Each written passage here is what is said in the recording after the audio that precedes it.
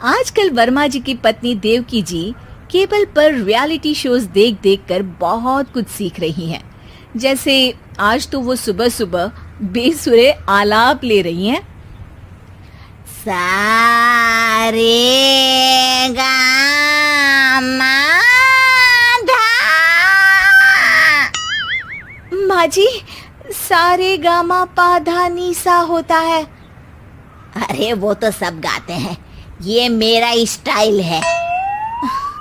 आवाज तो कम कर लीजिए माँ जी, पर्दे फट जाएंगे कान के।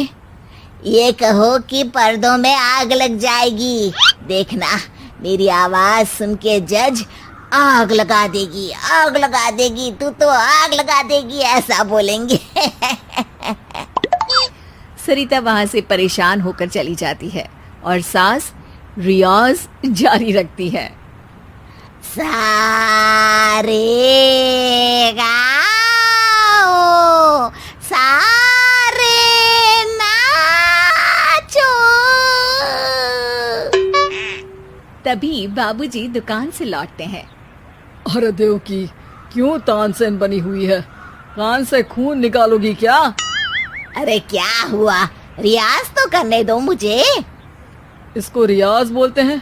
ऐसा लग रहा है जैसे घोड़े हिना रहा है। घोड़े पे बैठ के ही बम्बई जाऊंगी मैं तो, जब जज साहब कहेंगे कि देवकी तुम मुंबई आ रही हो। जज साहब, वो अदालत वाले? अरे नहीं नहीं, बड़े लोग हैं, आप नहीं जानते हैं। ओ मैं तो छोड़ चली अपना ये देश, बम्बई मुझे प्यारा लगे। गाना गाती हुई देवकी चली जाती है और बाबूजी अपनी सरफिरी पत्नी के इस संगीत प्रेम की चर्चा करने बहू के पास चले जाते हैं। अरे सरिता बेटा, सुनो तो, ये तेरी सास को क्या हुआ है बेटा? सुबह तो अच्छा भला छोड़कर गया था इसे। सिंगर बनेगी अब वो।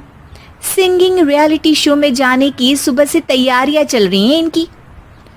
हाँ, अब तो कोयल के सुर मेंढक छेड़ेगा। हे भगवान, सद्बुद्धि दो इसे। इधर बाबूजी भगवान को कहते हैं और उधर राधा रानी प्रकट हो जाती है, देवकी की मोहल्ले की सबसे पक्की दोस्त। क्यों री देवकी, काहे इतना गला फाड़ रही है? कोई चीखने चिल्लाने का कंपटीशन है क्या? अरे ये देख, नया सिंगिंग शो, मैं भी गाऊंगी, हिंदुस्तान के दिलों की धड़कन बनूंगी। अरे इतना बेसुरा गा के दिलों की धड़कन नहीं, दिलों का अटैक बन जाएगी। इससे तो अच्छा है कि नाच ही ले। वैसे भी दिन भर मोहल्ले में नाचती तो रहती है तू, कभी इसके घर कभी उसके घर। देवकी को समझ में आ जाता है कि उसका गाना किसी को पसंद नहीं आ रहा। अगले दिन सरिता देखती है कि सास पैरों में घुंघरू बांध के नाच रही है। अरे माँ जी, क्या मंजुलिका बनी हुई है आज आप? अरे नाचने दे बहू, जब तक है जान जाने जहां मैं नाचूंगी। अरे माँ जी, अभी जान निकल जाएगी इतनी जोर से नाचेंगी तो। अरे अरे, क्या कर रही हो? अरे दिख नहीं रहा, डांस कर रही हूँ। अरे जैसी तुम्हारी हरकत है, तुमको तो नागिन डांस करना चाहिए।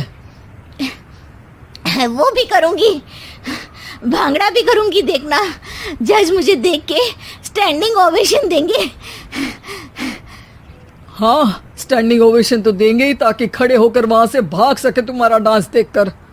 अरे कुछ ढंग की चीज करो, ये रोज क्या नया शुरू कर देती हो? सास को लगता है कि उसका डांस का सीन भी बिगड़ गया। अब वो टीवी देख के कोई और कलाकारी ढूंढने लगती है। तभी उसे टीवी पर खतरों के खतरनाक खिलाड़ी शो दिखता है, जिसमें लोग अलग अलग स्टंट करते हैं। बस देवकी को नया काम मिल जाता है। अगले दिन सुबह देवकी डंबल लेकर कसरत करने लगती है। माँ जी, ये क्या कर रहे हैं आप? अरे खली जैसे बनकर खलबली मचा दूंगी। कल मैंने खतरों के खतरनाक खिलाड़ी देखा और सोच लिया कि मुझे वही जाना है। हाँ बस। तभी वहाँ बाबूजी भी आ जाते हैं। अरे इतना भारी डंबल, अरे गिर मत जाना कहीं लेकर। अरे चुप करो, तुमसे कुछ नहीं होता इसका मतलब ऐसा नहीं कि मुझसे भी कुछ नहीं होगा। मैं तो खतरों के खतरनाक खिलाड़ी में जाने वाली हूँ। हाँ, मैं तो इस शो में तभी गया था जब तुमसे शादी हुई थी। तुमसे शादी करना भी खतरों के खतरनाक खिलाड़ी में जाने से कम थोड़ी ना। अब चुप भी रहिए।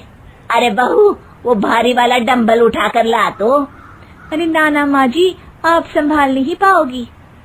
अरे मैंने टीवी में देखा था, एक आदमी कार उठा लेता है, इतना तो मैं उठा ही सकती हूँ ना।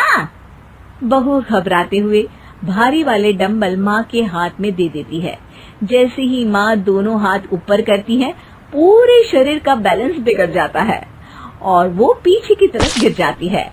डंबल जाकर टीवी में लगता है और टीवी फूट जाती है। माँ जी, उठिए माँ जी। बाबूजी बहुत तेज हंसने लगते हैं। बाबा बाबा, टीवी और बीवी दो टेंशन थे मेरे, आज एक कम हो ही गया।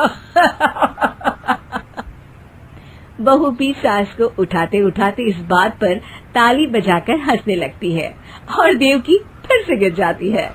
और इस बार देवकी भी अपनी बेवकूफी पे हंसी रोक नहीं पाती।